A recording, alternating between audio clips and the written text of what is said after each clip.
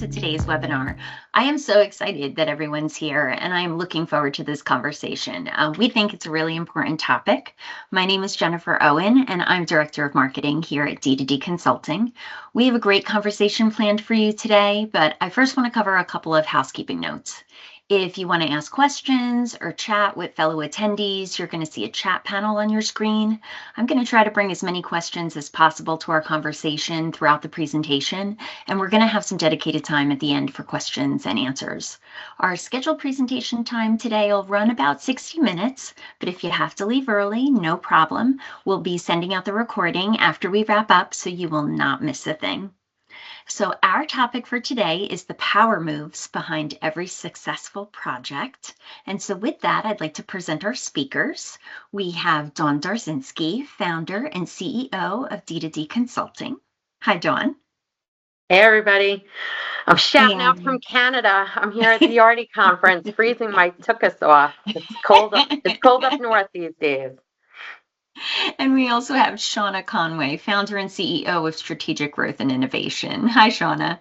Hi, Jennifer. Hi, everyone. Nice to see you. Thank you both so much for taking time out of your very busy schedules, and even during a conference to be here with us today. So we're going to get started, and let's start with your background, and we'll start with Shauna. And if you could tell us a little bit about yourself and what drives your approach to leading successful projects in fast-changing environments. That'd be great. Thanks, Jennifer. So my background has largely been leading technology and business transformation projects, often where there needs to be more clarity, execution. It's really more intense, like make or break results we have found. And that what drives me is helping organizations achieve their goals, right? To move from a reactive position into more intentional ones, seeing how the right structure empowers people to deliver with confidence. So, thanks, Jennifer. That's wonderful. And Dawn.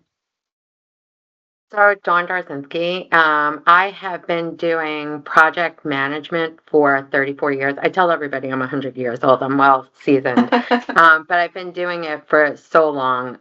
Project management, it just moves me. Like, I love being able to be organized and to just get stuff done. We'll keep it G-rated. I usually say something else, but get stuff done. And I just love being able to take somebody from a level of inefficiency or challenges or things that are really bothering them to a level where it's like, look at this. Technology can make it smooth and make it easier for me. And there's always bumps in the road and things that, happen during the process. But to be able to see from start to finish that success is just something that's always been a passion of mine. So starting off, so both of you have led high impact projects. When you think of power moves, which is the title, in project success, what's the first one that comes to mind, or what's the first thing that comes to mind, and why? Do you want to start first, Shauna? Yeah, I was just going to say we're probably going to say very like-minded things, but I would say, to build off of what Dawn had just said, right? Clarity of purpose, right? What are the objectives? Who are the stakeholders engaged? Does everyone know why we're doing something and the impact it'll bring? What does success look like? And so when all of that is kind of articulated and clearly understood, right, momentum we find naturally flows because people find where they can hook into the project, what value it's going to bring, and that's what comes to mind for me. But Dawn, what do you think? I love that. I think for me, just so that we are a little different, I think is the ability to say, hey, we need to take a hard stop, right? Like a power move is truly like the project is going, you don't have the continuity that you expected or that you wanted for the project. Things happen, right? Like as advanced as technology is today from, 34 years ago when I started doing this, there are still bumps in the road. And I think the ability to, say, hey, we have to take a hard stop for a second and really evaluate what it is that we're doing to make sure that we're meeting the client goals, meeting the goals of the project, we're aligned to the strategy.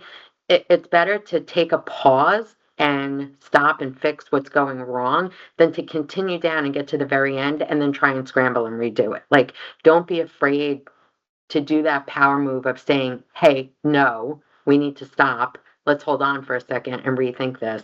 And I think that's, it's never welcomed, right? Because people don't want to stop. There's always some kind of, timeline or scope or even, financial factor that impacts that. But I always look at, do I take the hit now where it could be minimal and I can get right back on track? Or do I find out later down the road and now it grows, the financial impact or the scope grows exponentially because I was too afraid to do that power move and say, no, let's hold on for a second. How do you know when your strategy is on track? And then what signs do you often have that that lets you know that it needs adjusting? Every strategy I start with is based on best practices, right? Like no two projects are ever alike. I don't know if you've ever seen that, Shauna, where a project can be rinse and repeat. So, so to the, to every last task, there's always some nuance, right? So I always start with, okay, what's best practice, right? We always have to have, no matter what, you always have to have requirements. You need to know what you're delivering, right? You always have to have a path and a schedule and a timeline and who are the right resources, who are the decision makers. So if you start with best practice and create a baseline, you can always make little adjustments here or there, but you want to start with what's the standard? What were core to every project that made me successful? Yeah. I think you're absolutely right. And I think, I feel like we might be saying a lot of the same things, but, really defining what those requirements are. What are you trying to achieve? And, when you're asking what signs show it needs adjustment, right? I think after doing project management for so many years, right, you see when momentum slows or there's missed updates or silence in meetings or no questions or things like that. And usually those are good indicators that you need to take that power move, right, Don, as you were describing, right, to pause. And those are usually signals, right, that it needs adjustment.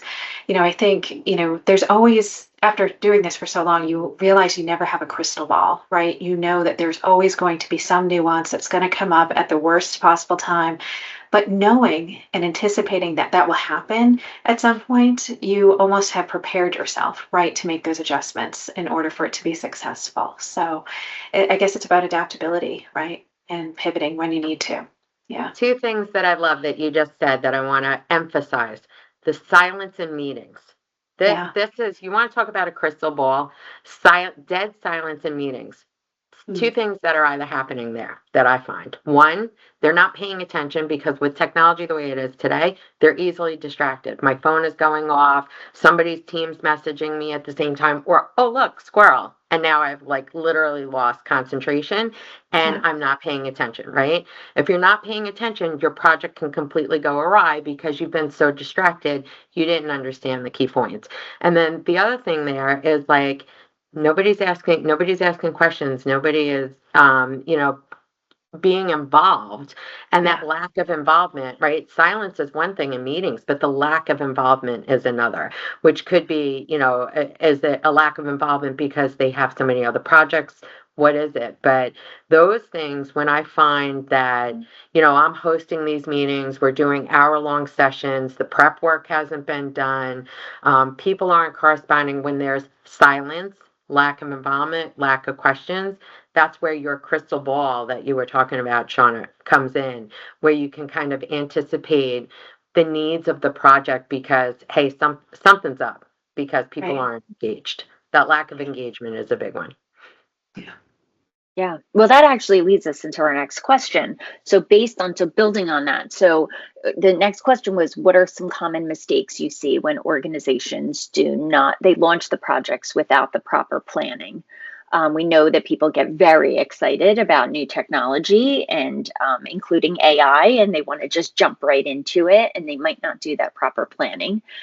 So, I guess it's twofold. So, what are some common mistakes, like you just mentioned, but then also, what do you do when they're silent or they're not prepping? Our attendees, might wonder what can they do to get it moving again. I would say take your pause, right? If people aren't involved and they're not engaged, you're missing something, right? Take your pause at that point and say, hey, are Mhm. we all at the same level? And if I'm in, you know, getting to project management, right? You have your initiate, you have all your phases of your typical project. If I'm in the build phase and my team is actively building and nobody's asking any questions and there's no involvement, I often stop and say, okay, does everybody know what our goals are? And reinforce those goals, right? Reinforce the scope and make sure that everybody's on the same page, because you don't want to be done with the build phase and figure it. Now we're in testing and it's like, oh, this isn't what I thought I was going to get, right? And you can easily go awry now that you're using some of these AI tools to gather the information. I will say, there's some great tools out there. Shauna, you know a lot about these tools. There are some great tools out there. Fathom, right? We have Fathom taking notes today. We have other products that are used. We work predominantly in the real estate industry, and there's other products that are out there today that do great, automations, from, like call center automations to AP processing and so on, that all work great. But you have to, one, make sure that you understand your scope and what your goal is of the project before you just add a layer of AI on top of it, because no AI tools are alike. I mean, Fathom's a great tool, but I find that it's probably 90 to 95% accurate. There are things that are missing out of there that were key in the scope. Review them. You still need that human review that I think is missing. And so when people rely too much, they allow the distractions, they do multitasking, and they rely too much on some of these new tools, they miss it. They just miss it. Yeah. Jennifer, I would say one of the biggest mistakes that we see often, right, is that people underestimate the time and investment required, like as Dawn is describing, for that proper implementation, right, and understanding of what they're bringing into their environment. And I think vendors come in and they demo under perfect conditions, right? You have clean data, you have ideal access, you have full buy-in. But as we all know and have experienced, real environments are complex, right? And the key is, setting those realistic expectations early, making sure everyone understands why, or taking those power moves of pausing when you need to and redefining why the work matters, so that when those priorities shift or you have people who are unengaged happen, there's a shared rationale that everyone can be brought back to understand, to then move something forward. So I would say that those would be some of the tips that come to mind. Yeah. Mm-hmm. And it sounds like it's important to have those crucial conversations to Yeah. have it. One of the things that we do at D2D Consulting is we give the employees crucial conversations training. And one of the most amazing quotes that are from there is, trust and safety is the basis of all personal and professional relationships. And if the trust and safety isn't there, just like those quiet in the meeting that maybe someone's uncomfortable to say what they want, it's great, like Shauna just said, to have those conversations, to find out what's going on. So, so one of the things that we talked about, the three of us, in prepping for this meeting is some AI statistics. And so global AI adoption is currently, as we all know, is on an upward climb. In 2025, AI is expected to reach about 378 million users worldwide, and projections suggest 73 million new users will be added. So almost 500 million users next year using AI. And I can share that quote with the group as well. So with that being said, with AI and digital tools becoming standard, how do you decide where to apply them versus relying on human insight? You want to take it first, Shauna? Well, I was going to say, Don, you described it well just a moment ago, but I would say, I think we all know and have heard, right, some best practices, right? So when you have repeatable work, when it's structured tasks, right, things that take time but not judgment, right, and you have the opportunity to use the AI, those are good use cases. But when you have work where humans, add value in how they interpret, connect, or problem solve, that's where you still need to maintain that work. I think AI does do some great things when it comes to those simple, repeatable tasks, right? It clears out some of that noise that we have so you can focus. And that's a pivot and that's a change that people have to adapt to in their roles. Don, what would you think? What do you think? I think, when you're looking at AI tools, let's take a pause, take a step back and think Yeah. about AI is relatively new, right? It's new technology. I remember, again, I'm 100 years old, when ATM machines became web ATMs. They weren't hardwired in. People were afraid to use them because they're like, is my information going out into the ecosystem, right? So the AI tools, I really think you need to understand, goes back to the basics. Understand your requirements. What gap are you trying to fill? Because no two AI tools are alike, and they're so advanced in this, and they change so frequently.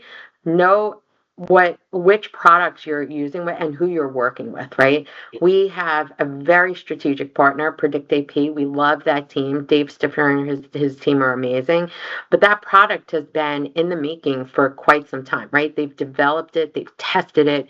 You know that they have best practices within their organization to ensure that that product is running as efficiently and optimally as it can, and it can be a help to your organization, right?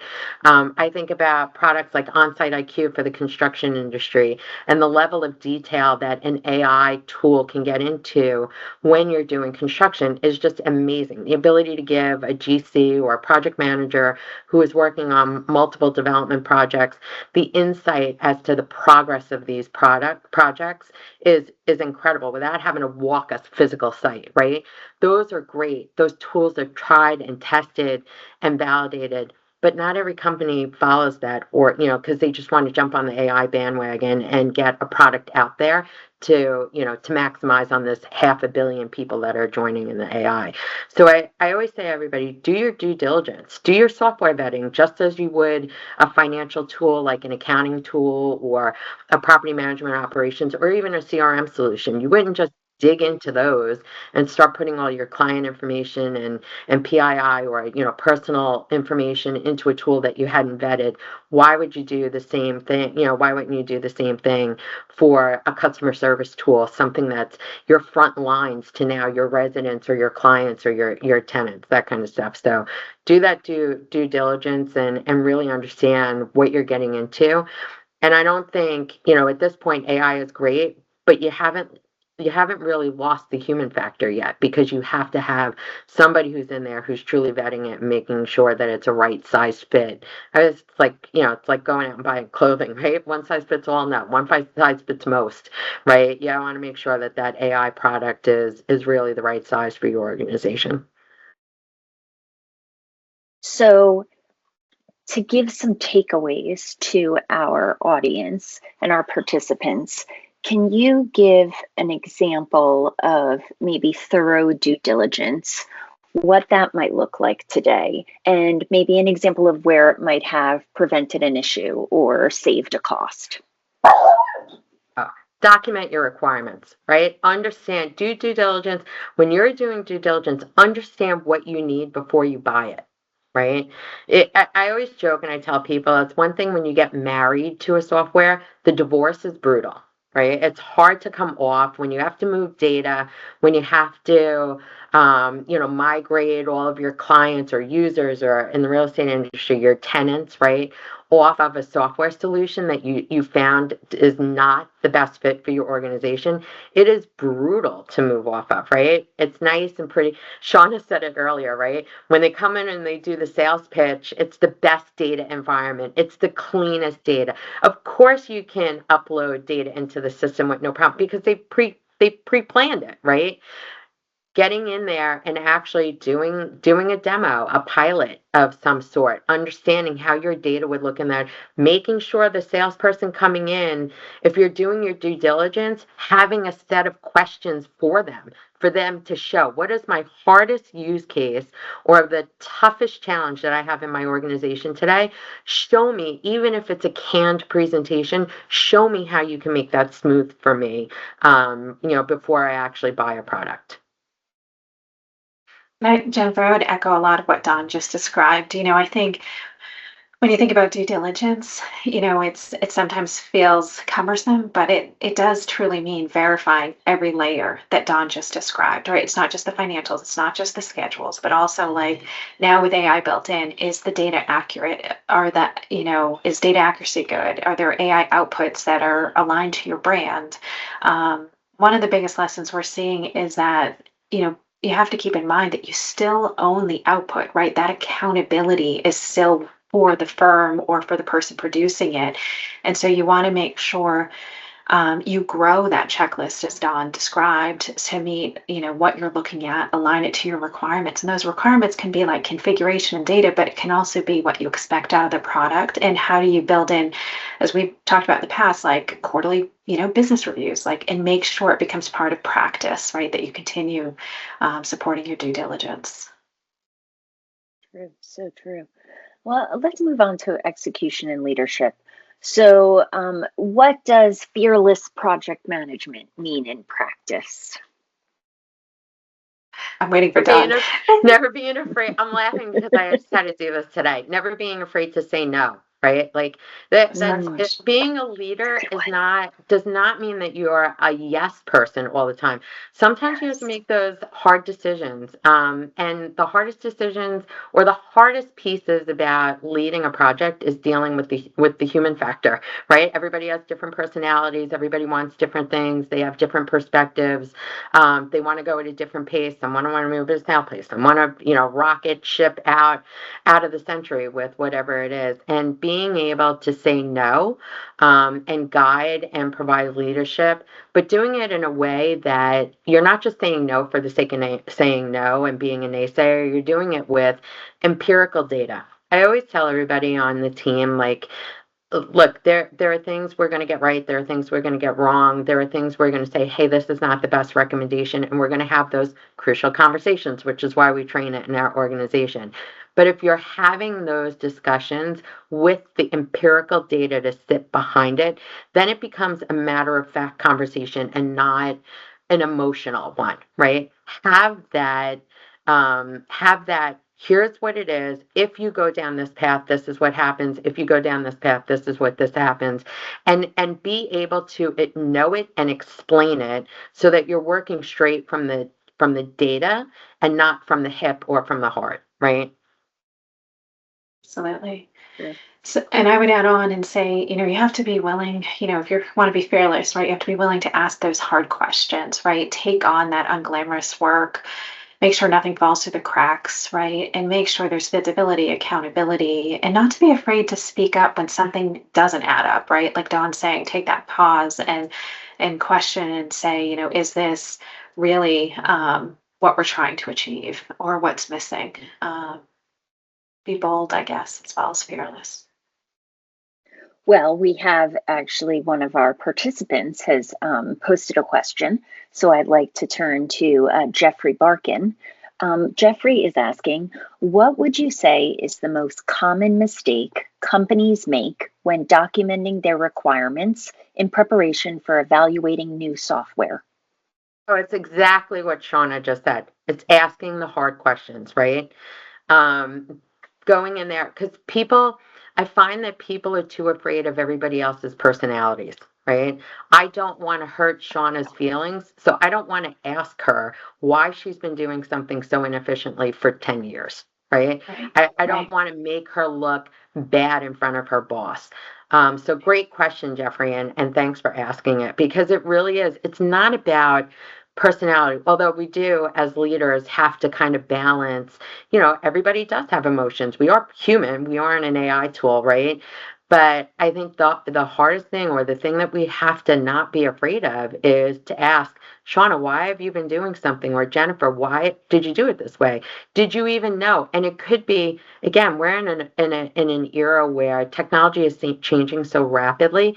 It is possible that you didn't know that ChatGPT existed and could help you with that, or that products like Onsite IQ can measure the wall board down to an eighth of a millimeter. You know what I I mean? It's like you don't know that. So, be open as an individual to hearing critique and feedback and not take it personally, but also be that person to be able to ask in a way that is, conscious about who's in the room, and not insulting, but inquisitive to say, hey, are you even aware? Did you know these products are out there? And can we explore this together? And I think if you broach it more as a partnership in exploration versus a accusatory, hey, you did something wrong all these years and now we're going to make it better. I think that's a way that you can really dig in to get to the requirements that you need, because people will be more open to exploring it with you. I would agree, and I would add on what I often see is there isn't enough dialogue happening, right? I'm a big proponent of like stakeholder alignment. So once you know what you're trying to implement or do or create, identifying who are all of the departments and groups. And a lot of times firms will go and they'll internally have a meeting and they'll document requirements, they'll socialize a list, but there really needs to be a second conversation. And sometimes it needs to be one-on-one with each department individually just to make sure, and ask questions in a more comfortable way. Is the best way to do it, or we inherit it and we're just continuing it?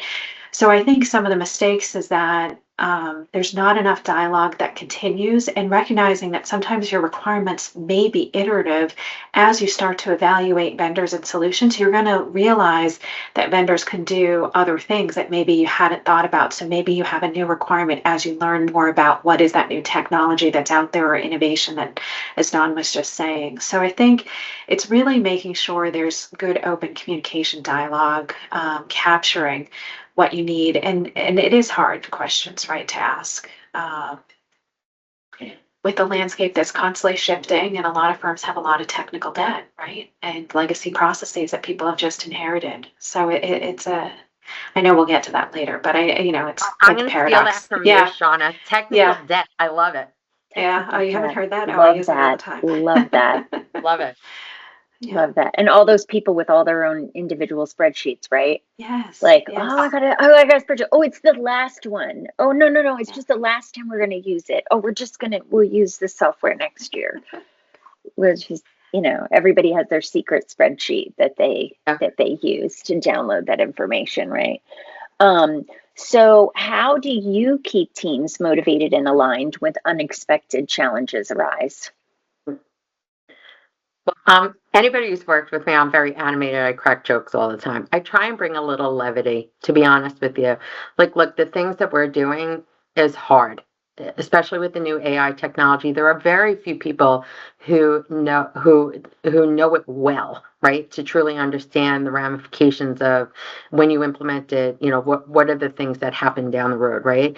So it's late nights. It's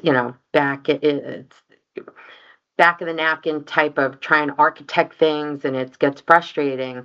But if you do it with an excitement and openness, the wide communication, and kind of horsing around with people while we're doing it, like, we make mistakes. Everybody makes mistakes. It's not always, I call it the Chicken Little syndrome, where the sky is falling all the time, right? Like, okay, we're all smart people. Yes, AI is great, but we're also very smart people too. So let's come together and figure out how we can do things together and unify the team versus, again, I hate the finger pointing.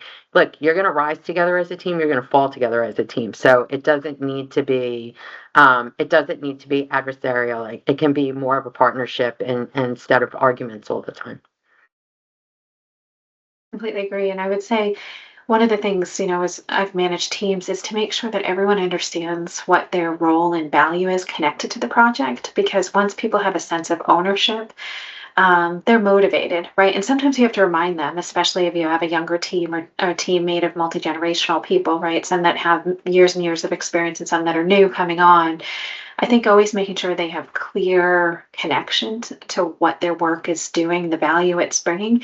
It's a natural energizer, I think. Yeah. And just creating opportunities for people to talk about their work too is always a nice thing.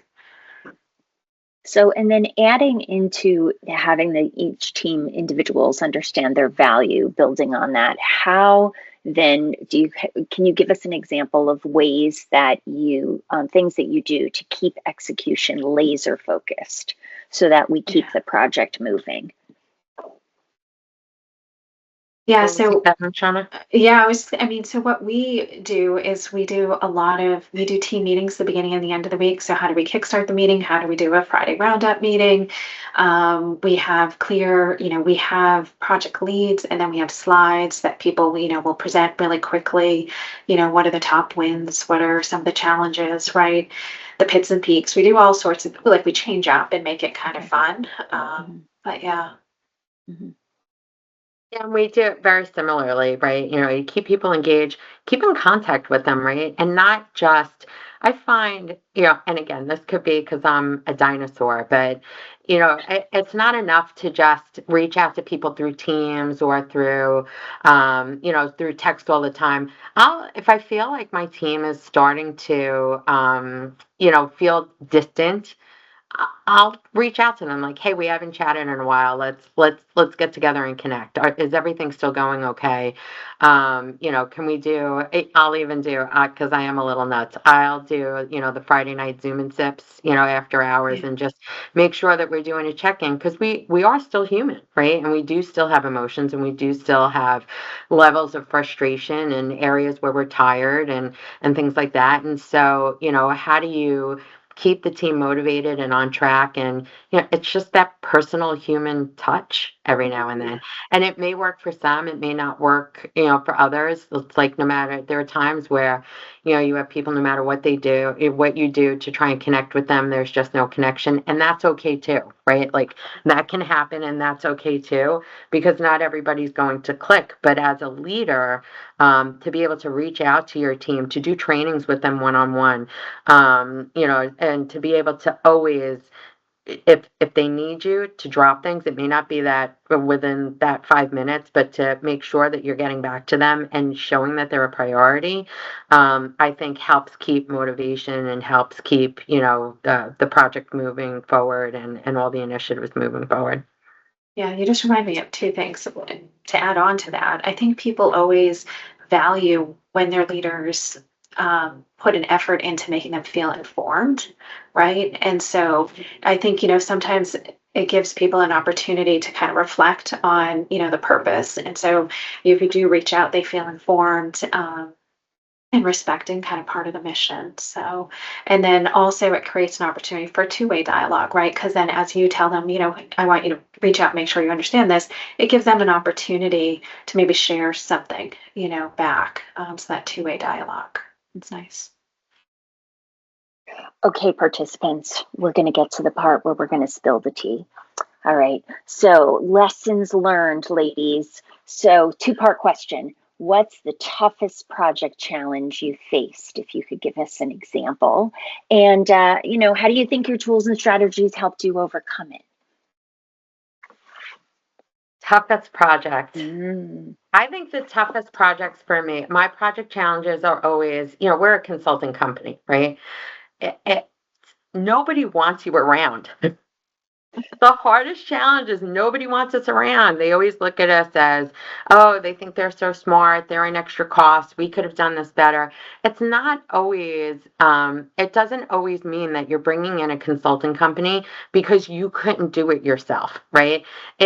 You're bringing in a consulting company, because, and I try and explain this to everybody, every new team that we work with, right? Because it's almost like I'm the new kid in school every couple of weeks, right? So I have to explain to everybody, we're here because you do your work every single day within your organization, but we have the experience across multiple organizations, right? So there are lessons that we've had to live through and power through and pain through that we can bring so that you guys don't make the same mistakes. And on top of that, you have a day job to do, right? Like, taking on a huge implementation while you're trying to get your day job done is painful. Do you want to work 18 hours a day and the weekends and lose part of your life for 6, 12, even 18 months, right? Some of these massive conversions of accounting systems and property management systems and even sales, projects like Salesforce and moving off of them onto a different CRM solution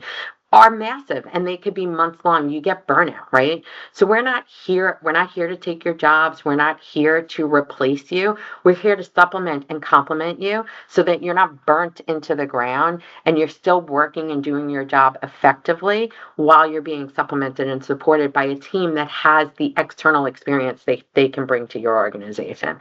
I think it's always like getting that start and building that rapport goes back to your trust and safety, right, Jen? Like, how do you build trust and safety with somebody in the first 30 seconds of meeting them? It's a challenge, right?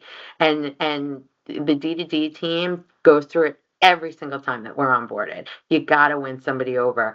Otherwise, the project, it won't work. If you're constantly fighting and it's a he said, she said, and you don't rise and fall together as a team, it's not going to work. And I would offer, so I stepped into two different firms, or actually three. So my last three roles, one was to run business management strategy, it was a brand new role, and the last two were CIO positions. And they were almost mid transformation or they were brand new roles at an organization. And when you step into that, that's where that technical debt, term comes from. But it's, systems are outdated, right? The documentation's missing. Teams are like stretched really thin. Some of them are all over the globe. Some of them were just in the US, but in different cities and different time zones. And so you're coming in and everyone imagines that you have that magic wand. You're going to fix it all. And and at the same time you're trying to balance that expectation, right? What you need to do is going to be disruptive to the organization, but and also probably more expensive than what they've set the budget to. So you are trying to figure out, how do you balance all this while trying to understand an environment. And so I look back on those war stories, right? I've had quite a few over all these years, but I would say that's where I learned. Like, each of those experiences, that's where growth happens. And so, um, I just, I think about what modernization and else, and I feel like we're still in that now as AI is coming in. We're in this industrial revolution, right? We're modernizing. But it requires what Don also is talking about, that honesty, right? That trust, the honesty, the patience, right? And that commitment to doing the foundational work. And that's where I think it's always been a challenge. But if you stay true to that, and be very transparent about it, and, kind of present that vision and that roadmap to get there, you'll have success. You'll overcome it. So that's what I would offer, Jen. That's great. That's great. Yeah. Well, but Shauna just answered my next question. Oh, sorry. So Dawn, this is going to go to you. She didn't even know. She didn't even know. Sorry. So what one piece of advice would you give to leaders that are stuck in constant firefighting mode? Every day is a new fire. What kind of advice can you give to them to? So hard, just take a breath. It's like, as a leader, Mm-hmm. as a leader at D2D, I'm also, co-founder with Triage. Every organization that I work with, whether it's a company that I am sitting on the leadership for or a company that we are coming into to help the leadership team for, there's so much, I hate to call it, but anxiety and angst about, to Shauna's point, like, we have legacy systems. We got to get off this stuff. Like, you're making this too painful for me. Take a breath, right? And prioritize what is most important for you, right? Do we need to find a solution to help our teams be more efficient? Do we need to find a solution to help us stop the bleeding, because maybe I'm just bleeding cash because we're not doing things well? Pick your hard, right? Pick your hard and select that and do it well and prioritize the rest. And it doesn't mean that you have to do everything in a waterfall approach. Like, we can only do one thing at a time, get that solution and do the other. You can do things concurrently, but pick what is the most impactful thing. Maybe it's not even technology. Maybe it's your team, right? Maybe your team needs to grow because the demand on the business has grown and you need growth within your organization on the human resource factor. It doesn't always need to be technology. And I find that some folks look to technology to automatically be the answer. Like, oh, we have a call center, right? Like, oh, I'll just get more call center people. Do you really need more call center people? Are we answering those calls efficiently? Can we put a level of AI to kind of handle some of the more benign questions that are coming in first, and then only use the human resource side of it? Like, really dig in and understand what your hardest thing is that you're trying to solve for, and take that breath to understand it and prioritize. I think that's like the biggest thing. I find people shoot from the hip. There was a book years ago called Snap. It was on the New York Times bestseller list, and it was one when I was working at J.P. Morgan Chase. They were like, every leader has to understand we have to make snap decisions. And yes, there's a time where you can make snap decisions, and they're effective, and they're a great solution that you can implement. But there are times where you really need to take a breath and say, okay, what problem am I really trying to solve, right? Is it a human problem? Is it a technology problem? Is it a financial problem? I need to know that first before I can really make a change. And then how am I going to implement that change? And unless you know those baselines and make the priorities, within your organization, the only way I could do that is if I just take a moment, breathe, listen to what my team is saying to me, and truly listen, right? Listening skills is another thing that I think has gone out the window these days. Maybe it's all the distractions that come about, but truly listening and understanding is one of those skills and arts that you can't do unless you take that moment with that person or with that problem and understand what it is. Jennifer, I would just add, I mean, Don, you did a really nice job describing all that. I think you're right. Someone once told me, and, I feel like us as planners, Don introduced it as like being organized and having things planned out well.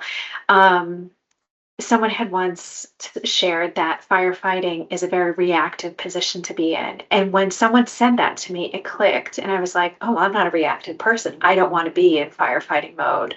So it was something for my mindset that shifted and said, and I don't want to repeat too much, but that's when I said, okay, let's figure out where do we want that end state? Let's work backwards to get there, develop that roadmap to get there, and then start bringing in my stakeholders so that there's good alignment. So I just share that because that was a moment for me personally when, someone identified that firefighting was reactive mode, and I did not want that. Yeah.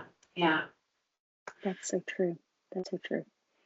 And I heard this quote once that said, "In the within the fire, be the water," and really just be kind of.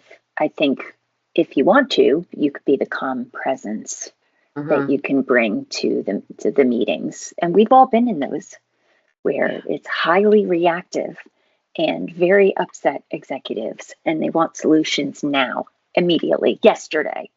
What are you doing? And what are you going to do to get it done? And being up all night. Been there. We've all been there. And the people on the call have probably been in there too, that you've been in there all night, pull an all-nighter, make it happen. And then they're like, okay, now what? The next problem. Exactly. So if the audience remembers, significant power moves that they should be making, how can they start applying those immediately on Monday? What can they think about over the weekend to take some, takeaways from this session that they can begin applying on Monday? Think about what you're working on today, right? That you may need a power move for. Is there a client? Is there a project? Is there a colleague that is challenging that you need to, do some of the power moves we talked about? Take a pause. Do some better listening skills with. Maybe do some prioritization on. Is there something like that? I think one of the other things that we didn't really talk about is knowing when to ask for help. Right? I think people sometimes internalize things, and I think a true power move is being able to humble yourself and say, hey, you know what? I'm overwhelmed, right? And it's possible. I think with AI these days, I heard this at the conference, right? And so I'm at the Yardi conference in Toronto, and I heard this from a passerby who was going from one class to another say that, her boss is, they use ChatGPT for their lease document or their legal documents and correspondence, and they assume that they can just run it through an AI tool and pump out 200 or 300 different unique letters within minutes. And like as she said it, was to me it was like ridiculous. And so, I stopped her as she was walking by. Jeannie and I were talking to her, and I said, is it hard for you to say, hey, I need help? Your expectation of what I can deliver is incorrect. And that's not how that works, right? It may be a misperception. Can you stand up and say that you need help? And her answer was that she was afraid to, which I thought was interesting, right? She was afraid to because she was afraid her boss or her colleagues would think that she could not do the job. And it's like sometimes you have to kind of take that leap of faith and say, no, I need to communicate what's wrong so that I can get the support that I need. And I think a power move would be, if you are having challenges, don't be afraid. Again, goes back to trust and safety, right, Jen? Like, don't be afraid to say, I need to raise my hand. I need you to help me, and I need you to listen to me as to why that help is needed. Yeah. A lot of organizations, Don, once people get over that personal fear, they're usually receptive to it, I right? agree. And it's probably a very honest moment where people kind of reflect and say, well, I can help, or this is what we can do, right? Um, Yeah, what came to my mind is around, reflecting on what you're working on, what's your projects or your vision, or what are you trying to achieve, and to really embody some conviction around it, right? And start communicating about it clearly, often.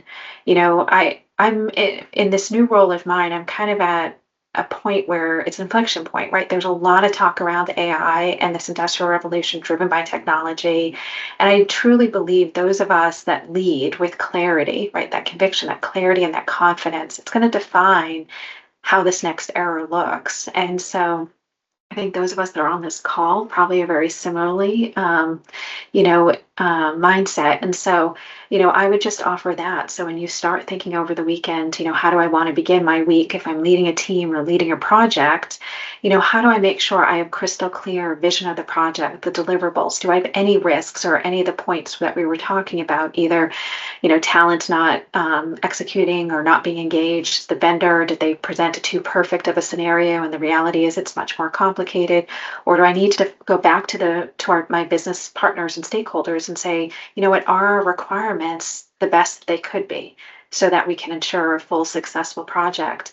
And really believe in, you probably embody those project management skills, so have conviction, right, in yourself that you can lead and define that. Because I think, our projects need that, and we're certainly capable of it. And I think our teams need it, right? The project Yeah. is one thing, but our teams need it. I truly believe that everybody has a little bit of a leadership skill in every single one of us, right? Whether you are, we work with property managers, whether you're the janitor who is responsible for the maintenance of the property, or the regional who's responsible for managing over every single one of them. Like, everybody has this innate ability to be able to stand up and say, hey, I can't do something, or hey, I need help, or hey, I need to take a reflection point and determine whether or not this is the right path for me, the organization, or whatever it may be, or for the project, right? But I think, being able to communicate and to be able to raise the red flags and identify the risks, as Shauna was talking about, is a critical leadership skill, right? And I think we all have it in us. And it's being able to be, I don't want to say fearless, because I'm a cautious person. I think it's just by the nature of being a project manager that we leap, but we leap after we kind of look at all the different, dotted our I's and cross our T's. Scenarios. Yeah. The whole plan. But yeah, like, did I hit all those use cases? Did I make sure I'm not causing any other problems later down the road? But I think if we have that honesty with folks, then we can trust each other to be able to deliver on whatever we need. Absolutely. Okay, participants, now it's your turn. What questions do you have from our leaders here? While you're taking time and typing them in, and we're going to have some questions. We do have a question. So back to AI. So what emerging tools or AI platforms do you think will change project management in the next few years? Do you have any faves? I don't have any favorites yet. I really, really don't. I think there are some AI project management tools out there, and if any of those organizations want to come to me and have me give them 35 years of feedback, I'd be happy to. I don't think they're quite there yet. I think that the tools that have helped me tremendously are things like a chat GPT, in the sense of being able to take a requirements document and ensuring that it's articulated in a way that makes sense. Things like that. But honestly, from a core project management, even, we use Asana boards, there's smart sheets, there's all these different tools that are out there. I don't think any one of them can truly, truly be an AI type of tool that would replace a project manager, at least not at this point. I certainly welcome the help, but at least not at this point. Shauna, have you seen anything in the industry that you love yet? Or No, you think that's promise? it's the same thing. Smartsheet is not. It's like a Monday.com. It's like all of them are. I always overuse the term, but like I always say, everything solves like 2/3 of my needs or my Right. problems, and so it's not 100%.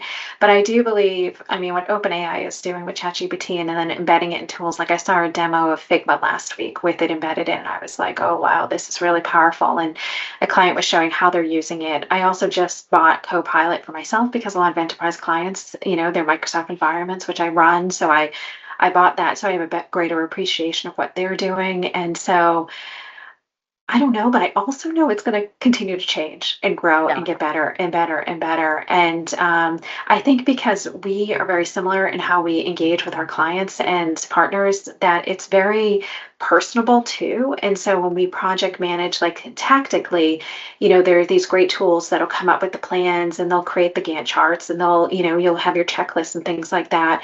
But it's also, we heavily communicate and we plan. And so that dialogue, those tools can't replicate that, right? So that's why I think there's always a hybrid approach for us.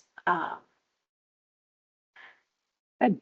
We have two new questions, so let's start. We have from Sonita, we have the user acceptance phase of a project can oftentimes result in customers coming up with new requirements or realizing that the initial requirements captured do not meet the business needs. What do you think is the best way of handling this? Oh, Tanita, that is This like, happens all the time. it is like my daily challenge. You hit the nail on the head. It is such a challenge because a lot of times you're meeting with senior level stakeholders who are the ones who are, but they don't know what the people who are physically doing the job, or the operators on, the folks on the ground, boots on the ground folks, are truly doing, right? So there are requirements that are missed. And it happens every single project, no matter how many times you scream from the rooftops, like, hey, can we at least give me 15 minutes with the leasing agent who's taking in, all of the leads coming from the ILS system, so that I can physically see what they're doing, because they themselves may not be able to articulate that it's a problem. But it comes up in every UAT, even in training. Sometimes it comes even later down the road when you're in training right before go live. Those, you kind of have to like go with, it's a parking light item. Is it so, you look at the materiality of it, is it so material that you have to make the change within this phase of the project before you even go live? Or is it something that needs to be a fast follow or a phase 2 kind of thing? You really have to take that pause, take a breather, get over being angry that something was missed. Because my initial reaction is always like, gosh darn it, we try so hard, but there's always that one thing that comes up. But look at the level of materiality around it and see, where's the best place to plop it in if it's something that's really required. Yeah, I think you're absolutely right. You have to assess, is it a showstopper or something you move forward with? Can it go on an enhancement list? If it did go on enhancement, is that short term or long term? Could it go into a later phase? But I think this is why those POCs, proof of concepts, and UAT testing is so critical and early. And, when you're going into UAT and you come up with your testing scenarios, really making sure that there's tight alignment between the vendor and what they say they can do, the business person who's doing it, and maybe the business analyst or whoever's coming up with those scenarios and testing, that there's a lot of great dialogue happening between the three. But it's a challenge, but I think that is why there is always some sort of translation between the vendor, the business, and technology, that engagement. A lot of it happens by the technology team or a consulting team to support the work. But yeah, it's really just doing a risk rating and putting it on the enhancements and figuring out what to do. Yeah. Mhm. Okay, our next question is from Lexi. So this is, what is the correct way to let a supervisor know something did not get taken care of without feeling like they're telling on them or tattling? We don't know what's going on with that person and how busy they are, and this is really hard to navigate. So how do you speak to the supervisor, but then also how you make sure that you take care and protect that relationship that you have? That's a hard one, right? Because these are your colleagues too, right? I Mhm. think typically the way I've handled it, and it depends on the situation. There are times where I may go to that person and say, "Hey, Shauna, I noticed that this may have been done incorrectly. Can we figure out a way to it out and do it together?" And maybe it's something that, again, the level of materiality is not, so it's a mistake and it has to be addressed, but it's not something that is so negatively impactful on the project. And know that you've built that kind of safety and relationship with the person that you're working with.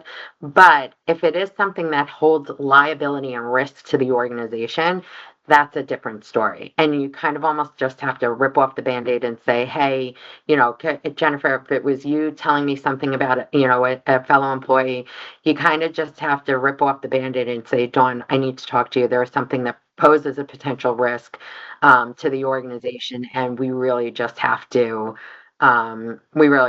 address it together," kind of thing. It's not about personalities or about comfort or anything at that point. Look, if you put the organization at risk and it puts the entire organization and all the employees at risk, maybe it's a brand reputation issue, maybe it's a technical issue, and the client could be losing, what if it's in a payment processing system and now the client could be losing money?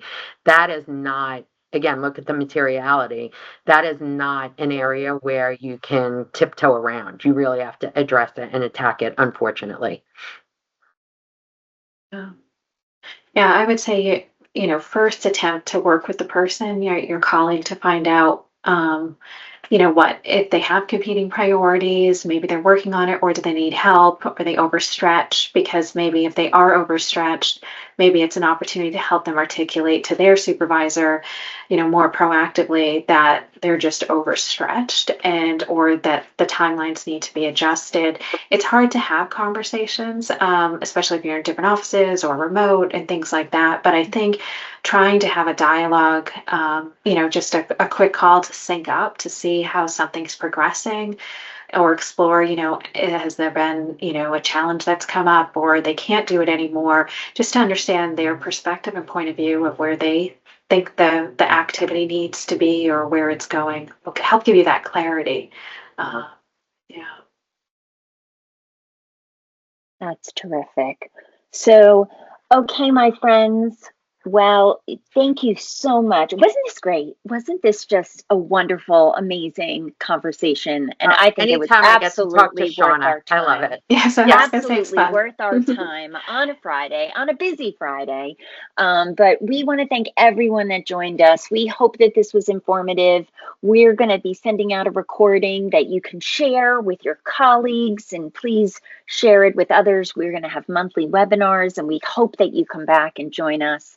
Have a wonderful rest of the day and weekend, and we look forward to communicating with you and meeting with you again. Thank you for your time, All Shauna. right, Thank you thank for your you. time, everybody. Thank you Have a all. happy Friday and a great weekend, everyone.